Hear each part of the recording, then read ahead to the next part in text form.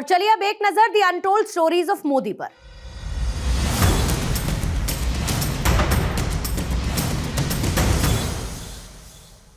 एक कार्यकर्ता क्या होता है, उसे कैसे रहना चाहिए, किस तरह से काम करना चाहिए, ये मंत्र मोदी जी ने हमें ट्रेनिंग के समय दिए।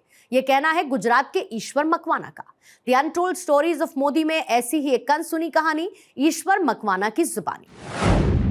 अंबाजी में हमारा सब इलेक्ट हुए मेंबर, उनका अभ्यास वर्ग है अंबाजी में। कार्यकर्ता क्या है, कार्यकर्ता की व्याख्या क्या है, तभी वो महामंत्री थे, आए थे, उनको प्रवचन, उनका प्रवचन था। तब उन्हें एक सुंदर सूत्र दिया हमको कि कार्यकर्ता की क्या व्याख्या है। तो बोले पग में चक्कर, पग में चक्कर, जिभ में शक्कर, जिभ में शक्कर, सिर पे बर्फ और दिल में हाम, दिल में हाम, हिम्मत। पग में चक्कर રાખો, ફર્યા કરો, બેસી ના રહેવાય।